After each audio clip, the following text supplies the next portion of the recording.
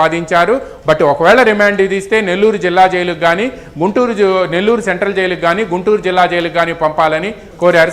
Right, మీరు లైన్లోనే ఉండండి. ఒకసారి మనం కోర్టు దగ్గరికి కూడా వెళ్దాం. అక్కడ పరిస్థితి ఏందో కూడా చూద్దాం. ఎంతసేపట్లో తరలించబోతున్నారు, దీనికి సంబంధించి అక్కడ ఎలాంటి హడావుడి ఉందో కూడా. సత్య, ఏంటి కోర్టు దగ్గర ప్రస్తుతం పరిస్థితి ఏంది? రిమాండ్ విధించిన తర్వాత సో ఆయన్ను తరలించేందుకు అక్కడ ఏర్పాట్లు చేస్తున్నారా?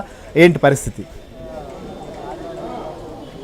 చూడొచ్చు, మనం ఇప్పుడు కోర్టు వద్ద రిమాండ్ విధించిన తర్వాత దృశ్యాలు కూడా చూడొచ్చు. మొత్తం వెహికల్స్ అన్నీ కూడా రెడీ చేసిన దృశ్యాలు కూడా చూడొచ్చు.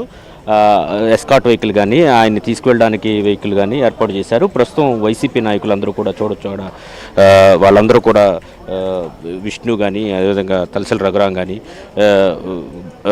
మాజీ మంత్రి రమేష్ కానీ, వీళ్ళందరూ కూడా అక్కడ ఎదురు చూస్తున్నారు. పైనుంచి ఆయన తీసుకురాగానే ఇక్కడి నుంచి నేరుగా రాజమండ్రి సెంట్రల్ జైలుకు తరలించేందుకు మార్గ మధ్యలో ఎలాంటి ఇబ్బంది లేకుండా ఎటువంటి ఏర్పాట్లు చేయాలని దాని మీద పూర్తి స్థాయిలో పోలీసులు అయితే కసరత్తు చేస్తున్నారు. ఆగస్టు 1 వరకు కూడా రిమాండ్ విధించడంతో దాదాపు 12 రోజుల పాటు రిమాండ్లో ఉండబోతున్నారు. తర్వాత రిమాండ్ ముగిశాక కస్టడీకి కూడా కోరే అవకాశం ఉంది. అయితే మొత్తం మీద ఇక్కడ ముందు నుంచి చెబుతున్నట్టుగానే ఆయన ఈ కేసులో ఖచ్చితంగా రిమాండ్ విధిస్తారని మనం భావిస్తున్న నేపథ్యంలో ఖచ్చితంగా ఈ కేసులో రిమాండ్ విధిస్తారని భావిస్తున్న నేపథ్యంలో ఇరువైపులా వాదనలు విన్న తర్వాత న్యాయమూర్తి కొద్దిసేపటి క్రితం రిమాండ్కు ఆదేశిస్తూ ఉత్తర్వులు ఇచ్చారు. ఆ ఉత్తర్వులు వచ్చే నెల ఆగస్టు 1వ తేదీ వరకు కూడా ఆయనకి రిమాండ్ విధిస్తూ, ముందుగా వాళ్ళు నెల్లూరు జైలుకు కావాలని అడిగినప్పటికీ కూడా రాజమండ్రి సెంట్రల్ జైలుకు పంపిస్తూ నిర్ణయం తీసుకున్నారు. దానికి సంబంధించి మరి కాసేపట్లో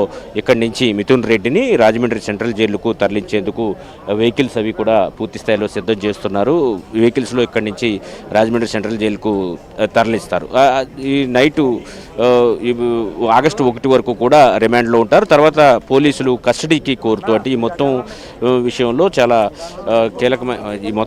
చాలా కీలకమైనటువంటి పాత్ర మిథున్ రెడ్డికి ఉంది కాబట్టి దాని మీద పూర్తి స్థాయిలో విచారణ జరగాలంటే కస్టడీకి ఇవ్వాలని కూడా పోలీసులు కోరుతూ మరొక పిటిషన్ను సిద్ధం చేయబోతున్నారు. ఇదే సమయంలో వైసీపీకి సంబంధించినటువంటి నాయకులు చాలామంది ఆయన్ను ఇక్కడికి రావడం జరిగింది. వైసీపీకి సంబంధించిన నాయకులు కొంతమంది ఇక్కడికి రావడం జరిగింది. వారందరూ కూడా ఇక్కడి నుంచి తరలించే క్రమంలో ఇక్కడికి వచ్చి కోర్టు వద్దే ఉండడం జరిగింది.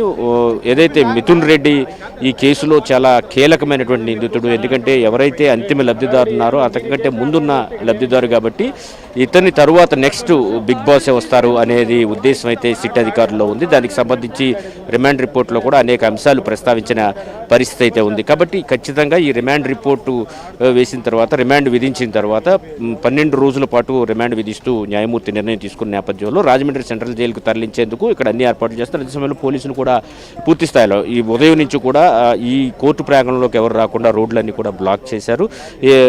అదేవిధంగా ఇక్కడికి వచ్చినట్టు మీడియా ప్రతినిధులు వాళ్ళందరూకి ముందు రోప్ లాంటిది కూడా ఏర్పాటు చేసి వెళ్తున్న క్రమంలో, ఆయన ఇక్కడి నుంచి తీసుకెళ్తున్న క్రమంలో ఎలాంటి ఇబ్బంది లేకుండా కూడా చూస్తున్న పరిస్థితి అయితే ఉంది. మరోవైపు వైసీపీ నేతలు కూడా భారీ ఎత్తున ఇక్కడ కోర్టు వద్దకు చేరుకుని అటు కోర్టుకు కూడా లోపలికి పైకి కూడా వెళ్ళిన పరిస్థితి అయితే ఉంది. తరువాత ప్రస్తుతం అయితే మాత్రం ఆయన ఇక్కడి నుంచి రాజమండ్రి తరలిస్తున్నారు.